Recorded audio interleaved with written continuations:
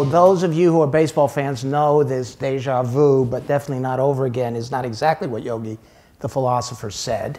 And by the way, I chose this title before he died, okay? But I was born in New York in the 1940s.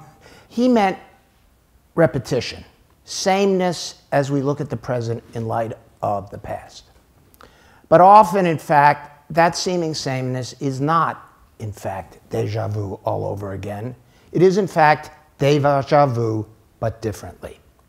Our current experience, even if superficially similar to the past one, is fundamentally altered by our intervening life experiences, some of them altered by the previous experiences themselves. Think about rereading a book that meant a lot to you when you were in college, and you even underlined. And then you go back 20 years later and you look at the book and you say, like, whoa, why did I underline that? This was the important passage, not that one. We're always amazed by what we thought in the past was significant and now seems not so, and vice versa. So it is with the Nasher. What it meant 10 years ago when it was created, or as you'll see in a moment, I'm going to show you some slides as they're going to go by. I'm not going to speak to the slides directly, but these are slides all about the creation of the Nasher. So they're going to rotate through 3 times. But what it meant 10 years ago today, and what it means to us today as an essential piece of Duke and Durham are substantially different. And I hope to suggest that to you. When I first became provost, the Board of Trustees was concerned about the finances of the university and about whether, as we sought to improve, there were things we should give up. Should we leave a little blood on the table, cut projects out, cut things out that weren't really needed? And for a few of the board members, Nasher was one of those projects. After all, it had been years in the planning. It had been stymied by a professor's research site. There was a lifelong campus drive home resident living on the property where we wanted to do it. And who knew what the financial climate was going to be, what the cost estimates were going to be. Now, I can't say I was ever a supporter of that idea, but, you know, bad visionary decisions sometimes get made. Now, as I look again, I see that while not supportive of abandoning the idea, I did not understand at the time the transformative character that the Nasher would have. It was others, Ray and Nancy Nasher, Nan Cohan, who really saw that. Up to then, too often, the arts had been just outside the line of what we would pay for. Every year, we would have a list of projects. We'd have a certain amount of money. We'd go through what's priority 1, 2, 3, 4. That's about all we have. Oh, look, that arts project. It's just next. We're not going to make it this year. We'd never quite get there. But when the Nasher was decided upon, we decided it was going to be a launching pad for the arts at Duke. And it has been. The still ongoing transformation of the arts in all forms at Duke has been remarkable in its vigor, and as I'll try to show in a moment, in its reach to so many unexpected sources and so many unexpected places within the university. You've already heard that today. Look at John, right into his love life. It's easy to underestimate the role the Nasher has played. It is so much more than an interesting university museum. And believe me, that term can be death. It is so much more than an interesting university museum, a symbol that Duke has grown up, which was one of the reasons we thought we should build a museum. Well, you know, if Duke's going to be a big-time university, it needs to have a museum. No, really, it's been and will continue to be those, but more important, it is so much more. It has largely erased the cynicism and defeatism that too often previously characterized the arts at Duke. With the Nasher in place, with its exhibits, its lectures, and yes, its cafe and its parties, the arts have no longer been peripheral, second tier. Now the arts, once a somewhat peripheral subculture, have become an integral part of Duke's culture, in the process transforming themselves and transforming Duke. We can look back at the Nasher's creation, but we see something far different, far more grand than what we saw then. Now, you might ask, who is this person and why is she up here? okay? Why this picture in this talk? Because no person who thinks about the arts in their own life can fail to think about the people who influenced the way they see the arts. Ellen Johnson was a preeminent teacher of modern painting at Oberlin when I was there. How many times have I looked again at art, now possible any day, every day at the Nasher, and been challenged aesthetically, ethically, intellectually by the succession of exhibits there, about some of which more I'll say in a moment, recognizing each time that no matter whether I have seen some of the artist's work before or even some of the specific works, I see something new and different. I know this is in part because of context, as I said earlier, my personal context in viewing. But it is also because of the course that Ellen Johnson taught at Oberlin when I was there in the 60s. Miss Johnson, as she was called then, and believe me, she was called Miss Johnson, taught a course on art from 1860 to the present. And she took us through painters starting with Manet and ending with Pop. And Claes Oldenburg was actually a friend of hers, and that was the last artist that we studied in that class. That course has so deeply marked me to this day, and I did not think it right to give this lecture without recognizing her. I feel better informed, more able to think about what I see in a museum because of that course. Not just passive, but actively engaged with what I am seeing because of the knowledge that she put in our heads about how to see, as you were saying, right? How to see. And this made me so much more able to work with our two wonderful national directors, as they would present to me ideas now as provost for exhibits. Not for my opinion, not for my approval, believe me, not for my approval, but for my opinion and sometimes for my willingness to accept certain budget risk that they thought would attend to these exhibits. When I look at art again, I've seen before, each time it is the deja vu, but not all over again, because of that course and that instructor and all those subsequent active engagements with art.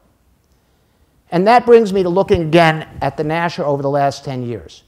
You will all remember some or all of the exhibits I'm going to quickly highlight. And some of this will certainly be deja vu for you as well.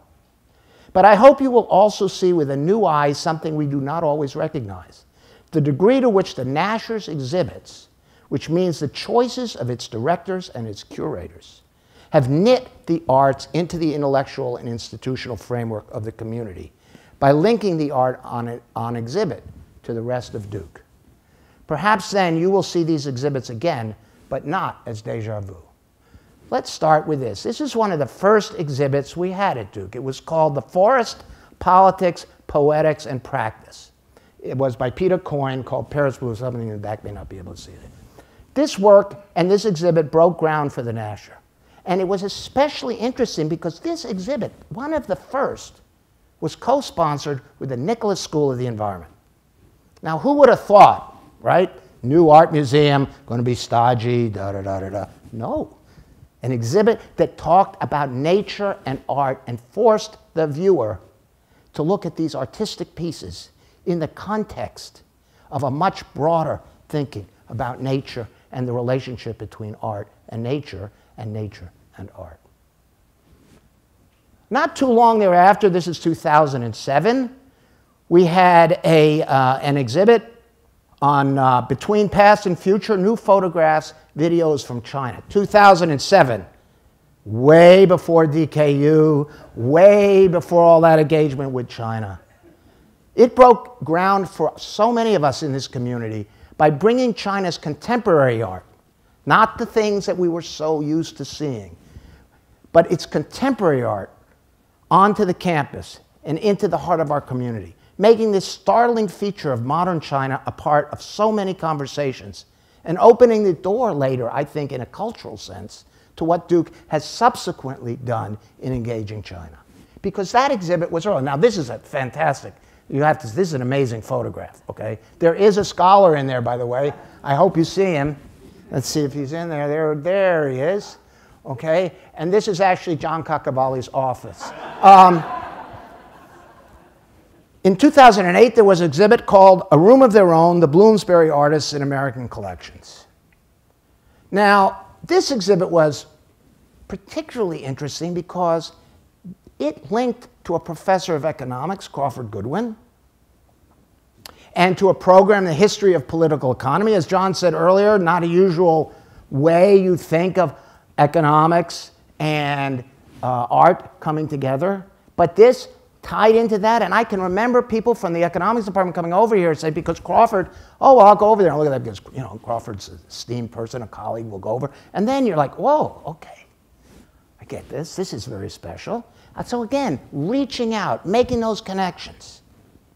El Greco de Velázquez, Art During the Reign of Philip III, which was also in 2008. Now, this was the wonderful Life Dream exhibition realized by our director, our then chief curator, Sarah Schroth.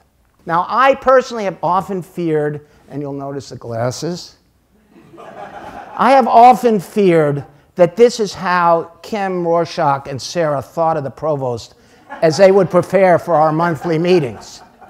Now, I have feared that, but of course I hoped that that was what they saw. From Barclay Hendricks, and of course this exhibit brought to us in such a beautiful way, and such a way that the students absolutely loved, a sense of a completely diverse community, so beautifully presented, so beautifully painted. And then Barclay, of course, was also one of our first visiting artists, linked to the museum, and he juried a show downtown for the Durham Art Guild, and he had a studio at Golden Belt. Think of that, visiting artists at Duke, bringing us a new cultural form, and linking up to all of these places that tied the Nasher in to a broader Durham. Now, this was from Andy Warhol Portraits. Some of you may know who this is. This is Andy Warhol's portrait of Nancy Nasher. And that was a beautiful show which linked the Nasher not only to one of the makers of contemporary art, but also to museums and members' founding family. And so much, of course, of Warhol's life and works linked together our contemporary world that makes us see deeply what often seems so much to be surface. And that was very important, I think, for many of us to see at that time. Cindy Sherman, in a photograph of Cindy Sherman in a show entitled The Deconstructive Impulse, Women Artists Reconfigure the Signs of Power, 1973 to 1991. Cindy Sherman was just one of the artists on display. Certainly the arts, and in this case the visual image, should be a source of critical thinking and expansion of our aesthetic, intellectual, and political critical faculties. This show did that in the context of feminism, and of course feminism was an important theme of the diversity and of the character of our evolving community. So again, the Nasher is pushing through the arts our way of seeing ourselves and our community. Not just with the little speeches that will come out of the provost's office or the dean's office about feminism and treating women properly. Many of you may know this is Loneliest Monk. This was another major collaboration of the Nasher with the Center for Documentary Studies. So often there could be jealousies across, but in this show, W. Eugene Smith, in the Jasloff Project, the Nasher built a tight collaboration, and that collaboration goes on because a film from the Eugene W. Smith Project, which Sam Stevenson led, is going to be coming out, a documentary film, very soon that takes all those photographs and puts them together with the music. And of course, that collaboration of the visual image with the audio image is going to be very, very powerful. And of course, I happen to be a big Monks fan. Actually, it is my ringtone, which I turned off. Sarah, thank you. Matisse, we all remember Matisse.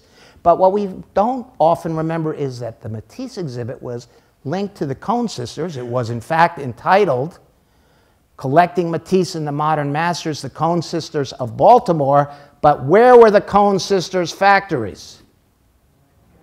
Exactly, in North Carolina. And as you thought about those sisters collecting that art and the linkages to the textile background of this state, that was another piece in, I guess, Gary, you'd call that the supply chain of the arts.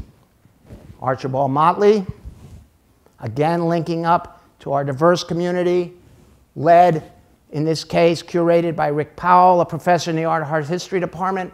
And this exhibit has just opened at the Whitney Museum in New York. And if you saw Friday, I think it was Friday, art section of the New York Times, it got a rave.